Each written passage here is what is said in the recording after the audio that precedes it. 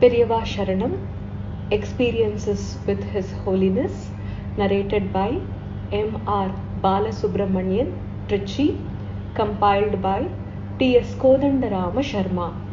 The Gurunathar who adores Pundits.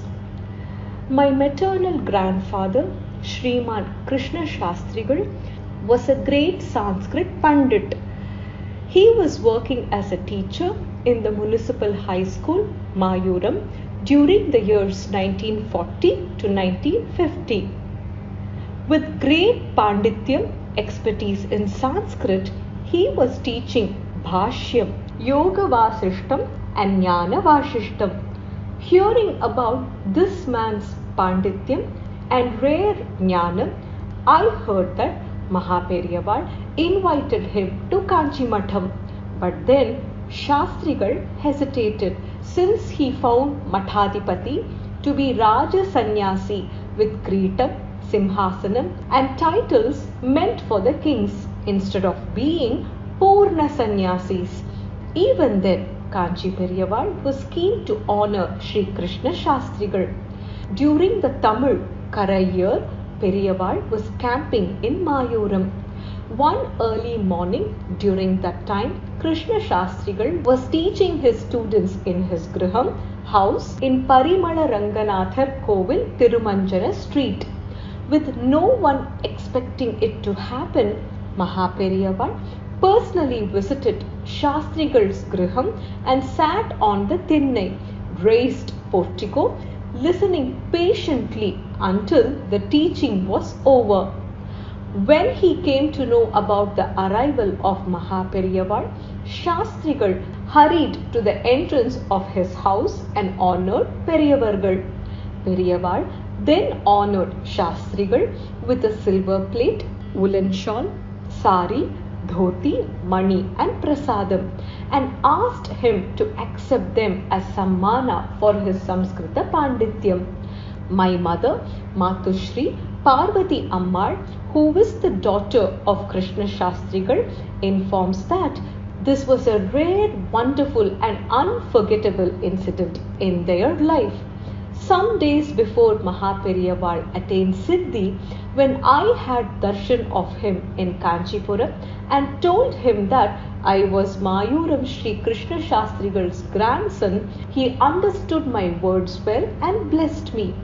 It gave me spiritual quivers. We all should ponder today what a broad mind Periyava had to seek out Sanskrit Pandits and appreciate them with honors. Around the year 1945, once when Maha Periva was camping in Mayuram, he was performing the puja in the place Anai Tandavapuram nearby. After the puja was over, he asked for the elephant to be brought to the puja spot in order to give prasadam to the elephant. Since the puja spot was a small room with an arikal padi, entrance made of corn husks, not knowing how to bring the large-sized elephant through the entrance, the people stood perplexed. When he heard the reason for not bringing the elephant, Periyava called the Mahout and asked him again to send the elephant for the puja. The Mahout went to the elephant and spoke to it in its own language, saying that Periyava was calling it for the puja and released it from its shackles. The elephant at once walked to the entrance, narrowed its large frame, twisting and bending it to pass through the entrance, entered the puja room, stood calmly till the puja was over, and then came out in the same way. Everyone was stunned with ecstasy, watching the elephant obey Periyava's words and conduct itself accordingly. Once, when Maha Periva was camping in Mayuram, the elephant that was in the Sri Matham family went berserk and started wandering in the nearby Aruvapadi and Kaduvangudi villages, trumpeting loudly. The news of the elephant running amok, getting out of its mahout's control, was informed to Maha Periva. he immediately ordered that the palanquin he travelled be carried empty some distance along the path the elephant went, uttering the words Rama Ramaya loudly and sounding the musical instruments, Ekkalam, Tiruchinnam and such others, and then returned to the camp.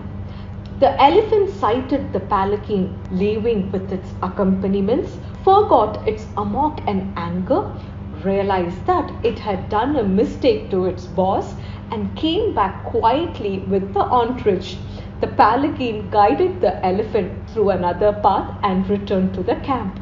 Periyava then patted the elephant, fed it, and returned it to the charge of its mahout.